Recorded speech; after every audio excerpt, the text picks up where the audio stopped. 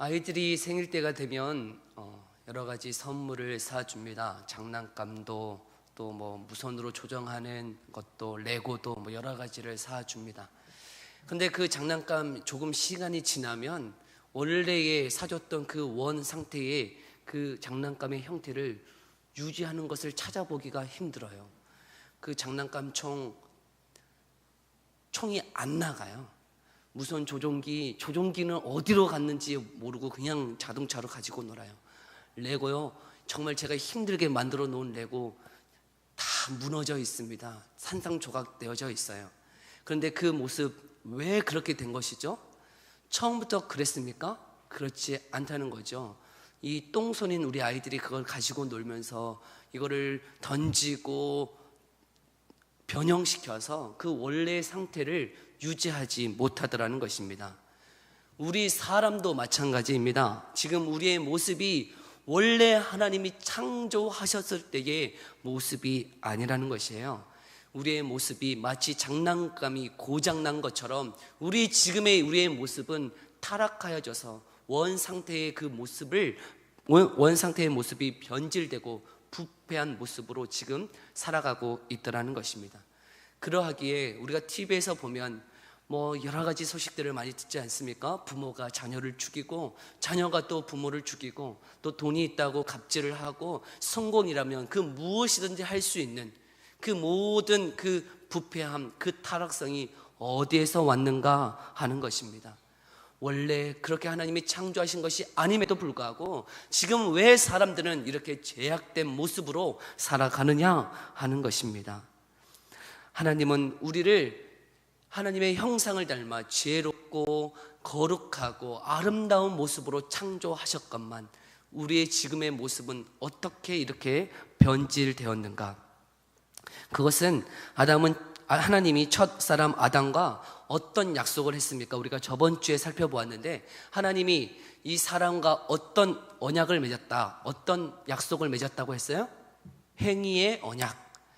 그 말씀에 순종하면 영생을 주고 불순종하면 죽음에 이르는 그 행위의 언약을 맺었는데 어떻게 되었습니까? 우리가 잘 알고 있듯이 그 선악과를 다 먹었다는 것이에요. 불순종했다는 것입니다.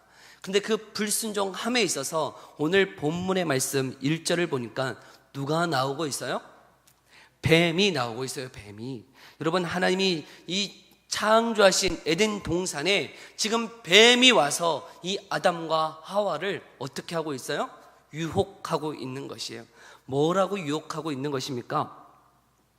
지금 이 1절, 2절 우리 같이 다시 한번 읽어볼까요? 1절, 2절 시작. 여호와 하나님이 지으신 들짐승 중에 가장 간교하니라. 뱀이 여자에게 물어 이르되 하나님이 참으로 너희에게 동산 모든 나무의 열매를 먹지 말라 하시더냐? 여자가 뱀에게 말하되 동산 나무의 열매를 우리가 먹을 수 있으나. 지금 이 뱀이 다가와서 지금 여자에게 하는 말이 무엇입니까?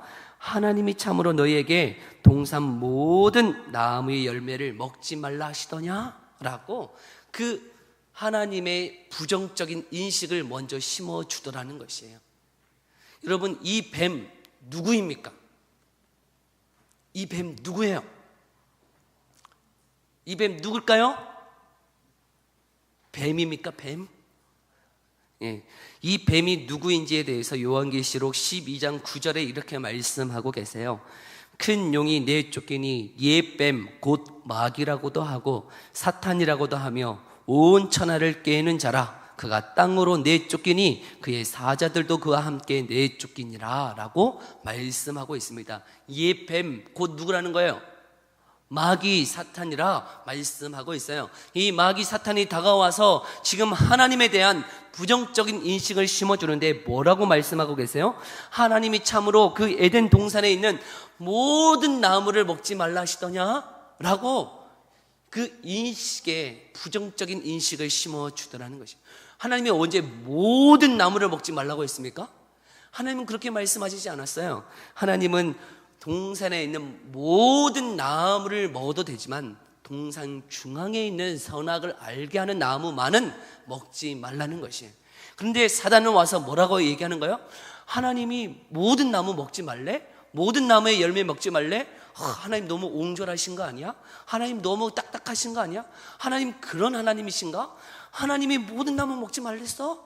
라고 하면서 우리의 그 시각에 부정적인 인식을 심어주더라는 것이에요. 마치 이와 같아요. 어떠한 사람이 여러분에게 그러는 거예요. 야, 목사님 성형수술한 거 아니야? 아니 어떻게 저렇게 잘생길 수가 있어? 성형수술 했으니까 잘생겼지 그냥 저렇게 잘생길 수가 없어 라고 하는 부정적 인식을 딱 심어주면 여러분들이 그냥 봤을 때는 그냥 원래 잘생겼나 보다 라고 하는 그런 아무 생각이 없었는데 성형수술한 거 아니야? 라고 하는 그 인식을 심어주면 여러분 어떻게 돼요? 다르게 보더라는 것이에요. 그냥 자연스럽게 보던 것이 성형수술하는 거 아니야? 라고 하는 그 말만 던져주면 여러분 어떻게 봐요? 성형수술을 했는지 안 했는지 코부터 눈부터 막 이렇게 다 자세하게 살펴보게 되어 있어요. 여러분 그것이 우리의 인식이라는 것이에요.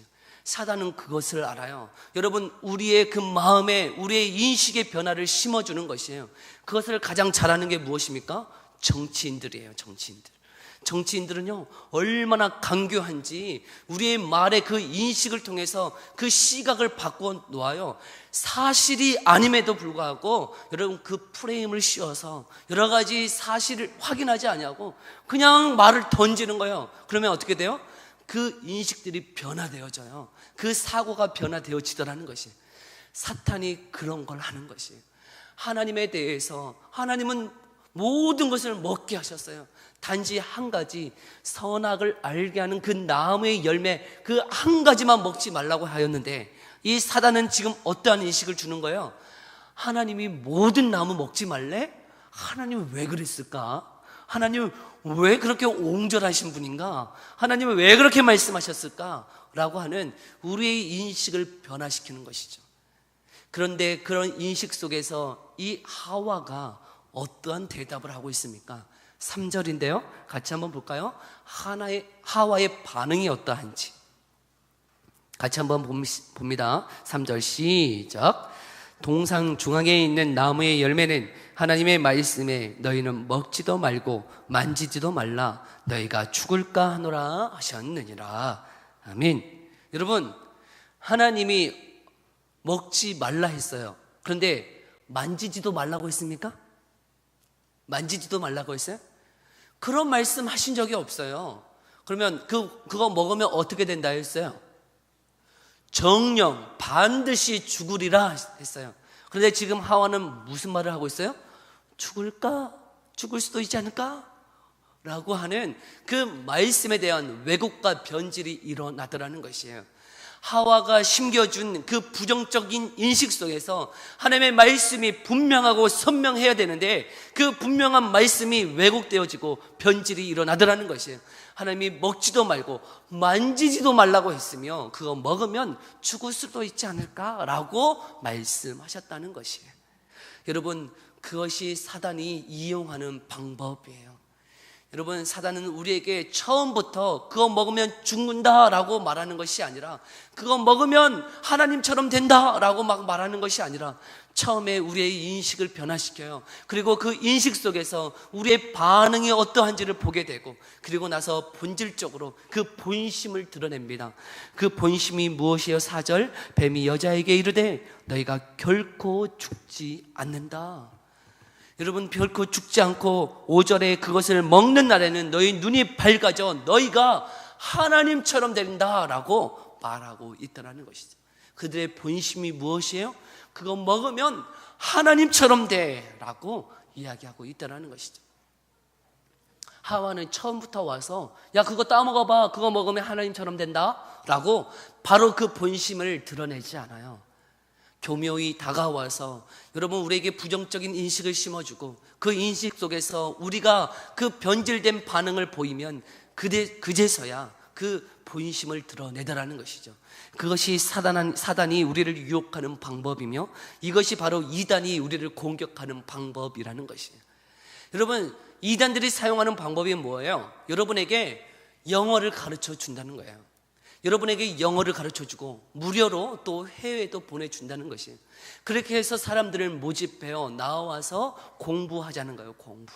공부 가르쳐준다니까. 공짜로 공부 가르쳐주고 영어 가르쳐주고 해외도 보내준다니까요. 얼마나 많은 사람들이 교회에 와서 성경 공부하는지 몰라요.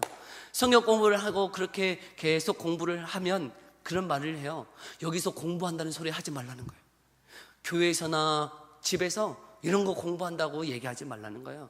그러면서 계속 공부를 하면서 가르치면서 성경을 공부시키면서 영어로 공부시켜주면서 어떻게 합니까?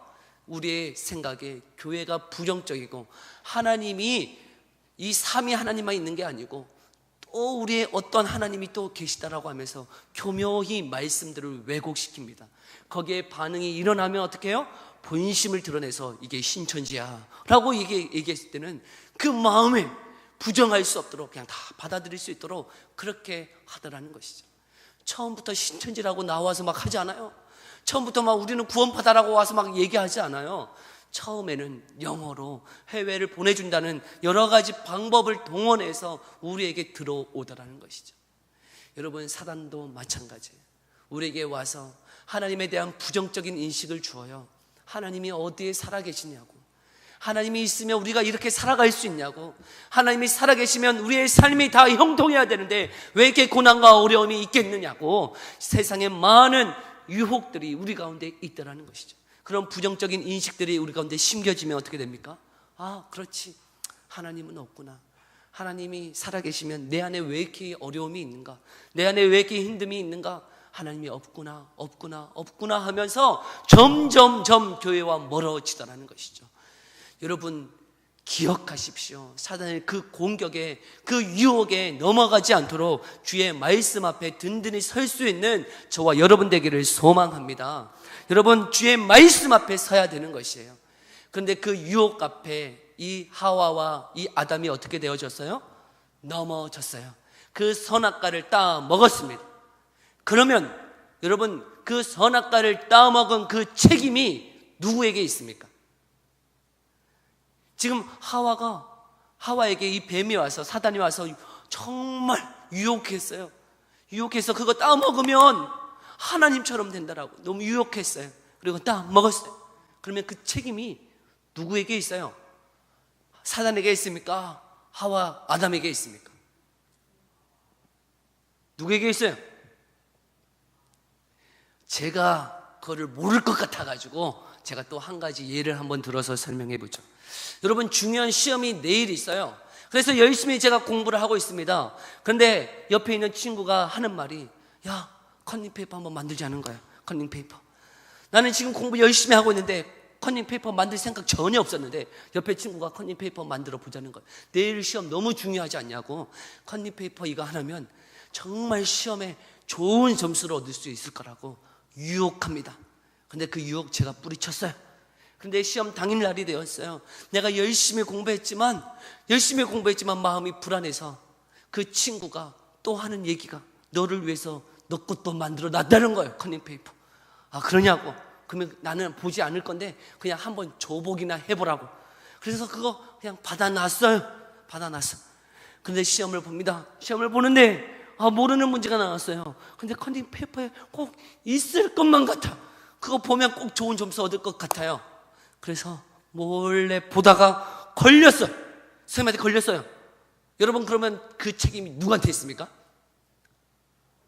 그 책임이 누구한테 있어요? 나는 안 보려고 했는데, 나는 진짜 안 보려고 했는데 친구가 컨닝페이퍼 다 만들어줬어. 내가 만든 것도 아니야. 내가 그거 받았어요. 그래서 내가 봤어. 여러분, 그 책임 누구한테 있냐는 거예요. 어려워요? 막 이게 너무 어려워? 그 책임이 누구한테 있어요? 친구한테 있어요? 그럴 수 없잖아요. 그거 받고 본 사람이 누구예요? 받고 본 사람이 누굽니까? 나 아니에요, 나. 막 어려워, 이거. 너무 어렵다, 이거. 둘 다 있지, 둘 다. 둘 다 있지. 왜 나만 책임이야? 둘 다 책임이지. 여러분, 그 책임이 누구한테 있냐는 거예요. 그 본 사람한테 있는 거 아니에요. 여러분, 그 유혹한 사람 물론 잘못했어요. 그거 만들어준 친구 물론 잘못했어요. 그런데 그것을 받아들고 그것을 직접 본 사람이 누구냔 말이에요. 나 아니에요. 나 어려워요. 여러분, 나란 말이에요. 나. 여러분, 그 선악과를 따먹은 책임이 누구한테 있느냐? 아담과 하와한테 있는 거예요. 물론 사단, 마귀가 우리를 유혹했어요. 물론 사단이 마귀가 우리를 유혹하지 않았다면 절대 넘어지지 않았을지 모르겠어요. 그런데 사단이 유혹하였어요. 넘어질 수밖에 없는 그 유혹을 하였어요. 그러나 그것을 실제적으로 따먹은 사람이 누구입니까? 아담과 하와라는 거예요. 여러분, 하나님께 대하여 그들은 대항하면서 적극적으로 내가 하나님이 되려고 하여 그 선악과를 따먹었다는 것이, 내 마음이 요동쳐서 내 하나님의 말씀 앞에 정면적으로 대항하며 주의 법을 어긴 사람은 아담과 하와라는 거예요. 사단 아니고 아담과 하와가 적극적으로 따먹은 것입니다. 그러면 여러분, 이 죄라는 것이 도대체 무엇일까 하는 것이, 너는 그 선악과를 따먹음으로 너희는 죄인이다 라고 말씀하셨을 때에 이 죄라는 게 도대체 뭘까? 도대체 뭔데 교회만 오면 다 죄인이래. 나는 죄 지은 거 하나도 없는데, 나처럼 선하고 착하고 내가 이렇게 법을 잘 지키고 살아가는데 교회만 오면 죄인이라고. 왜 교회만 오면 이렇게 다 죄인이라고 하는 걸까? 여러분, 우리가 왜 죄인입니까? 우리 홍창진 집사님 얼마나 선해요. 얼마나 그 모습과 그 삶의 그 모습이 얼마나 아름답습니까? 막 모범이 돼요. 그런데 교회만 오면 맨날 죄인이래. 집사님 죄인이세요? 죄인지 모르겠단 말이에요. 왜 우리는 죄인인지 모르겠어요 도대체. 교회만 오면 근데 죄인이래. 죄인이라고 하니까 어쩔 수 없이 죄인인가 보다 하고 이렇게 앉아있기는 한데 도대체 납득이 안 돼. 인식이 안 돼. 도대체 내가 동의를 못 하겠어. 여러분, 죄인 맞습니까? 무슨 죄를 그렇게 많이 지셔가지고. 여러분, 왜 죄인입니까? 여러분은 왜 죄인이냐 말이에요. 여러분, 죄인 맞아요? 여러분, 적극적으로 아멘이라고 말을 못해요. 내 동의가 안 돼. 내가 왜 죄인인지 내가 모르겠다는 것이죠. 근데 요한일서 3장 4절에 이렇게 말씀하고 계세요. 죄를 짓는 자마다 불법을 행하는 자라라고 말씀하고 있어요. 죄는 불법이라는 거예요. 죄는 뭐라고요? 불법. 여러분, 여기에서 말씀, 성경에서 말하는 법은 무엇이냐면 세상에서 말하는 법이 아니에요. 세상이 말하고 있는 헌법을 이야기하는 게 아니에요. 뭐 행정법 그런 거 얘기하는 거 아니에요. 여러분, 성경에서 말하는 불법, 너가 법을 어겼다라고 했을 때 법은 무엇이에요? 하나님의 말씀이에요.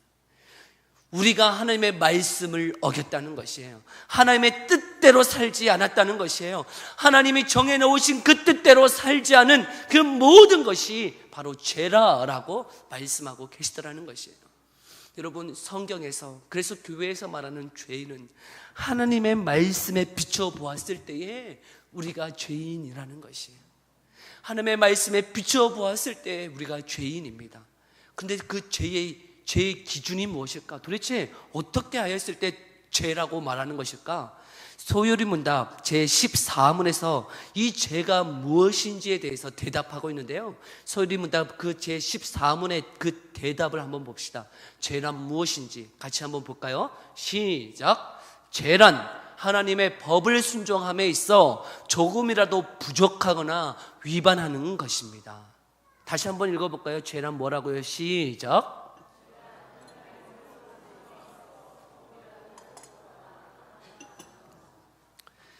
여러분, 죄가 뭐라고요? 하나님의 법에 순종함에 있어서 부족하거나 위반하는 것이라는 거예요. 여러분, 그 하나님의 법에 위반한다, 이 위반한다는 것은 하지 말라고 한 것을 말하고 있어요. 하나님이 살인하지 말라고 했어요. 근데 살인하면 어떻게 되는 거예요? 그게 죄라는 거예요. 그런데 정말 어려운 게 있어요. 그 순종함에 있어서 부족하면 그것 또한 죄라는 거예요. 부족하면 죄래요. 이게 무슨 말일까? 예를 들어서 제가 또 한번 설명해 볼게요. 부모님이 자녀에게 빨래 좀 해라 라고 이렇게 명령했어요. 그래서 아들이 그 빨래를 세탁기에 넣어서 빨래를 돌려놨어요. 그러면 그 법에, 부모님의 법에 온전히 순종한 겁니까?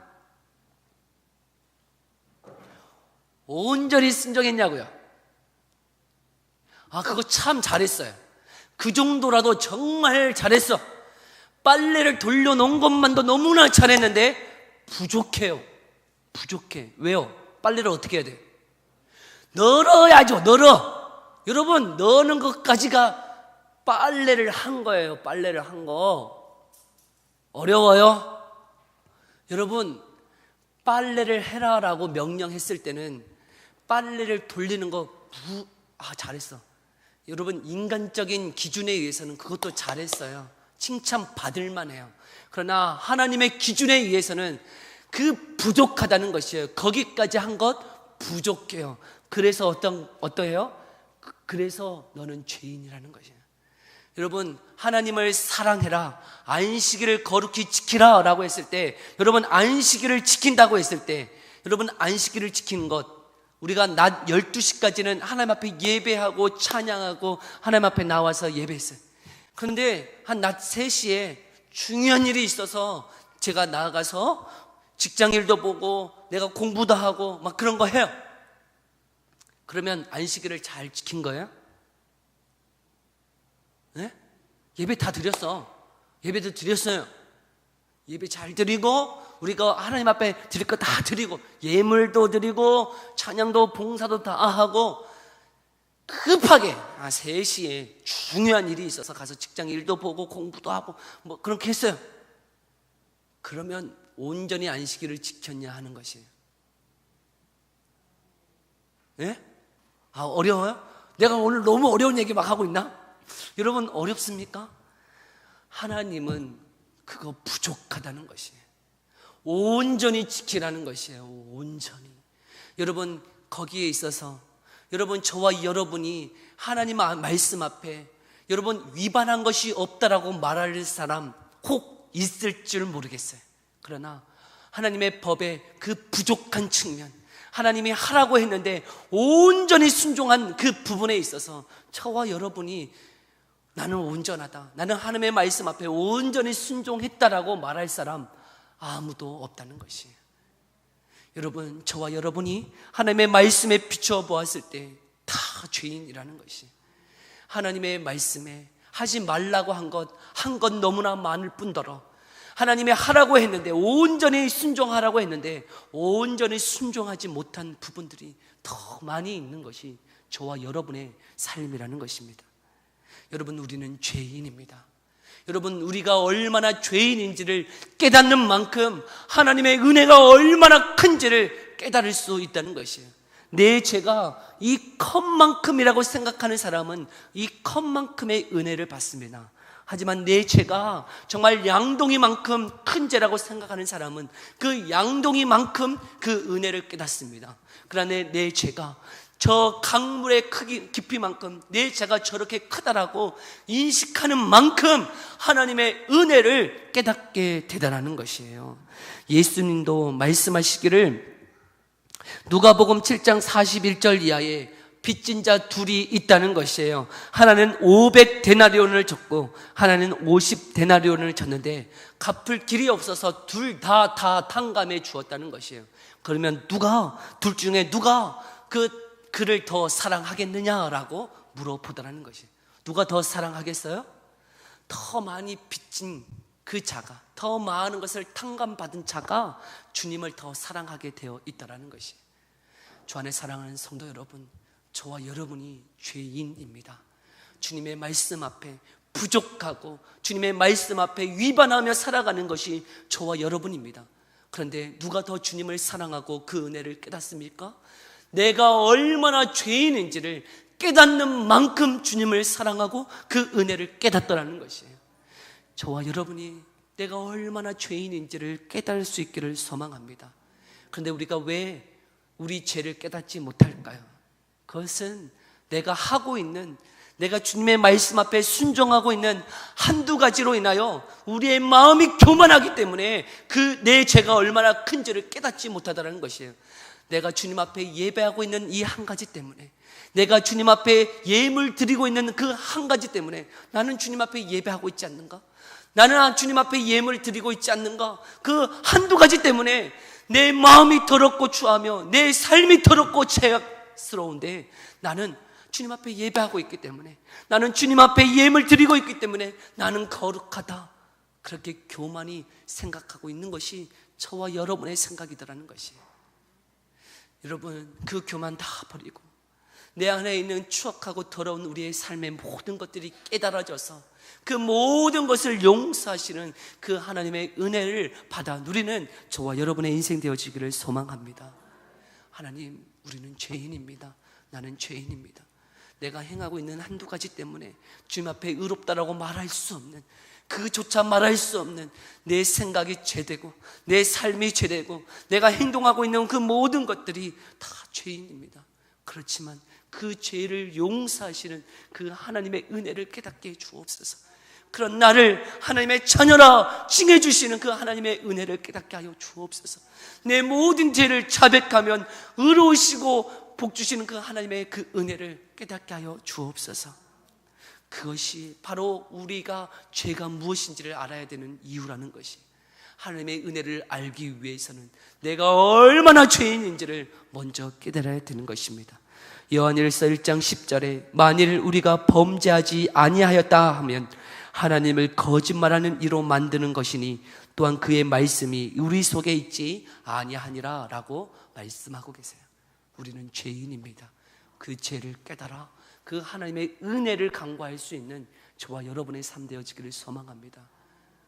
하나님, 우리에게 은혜 주옵소서. 내 죄가 얼마나 큰지 알게 하셔서 그 하나님의 놀라우신 은혜 앞에 감사와 경배를 드리는 우리의 삶 되기를 간절히 소망합니다. 우리 함께 기도하며 나아가겠습니다.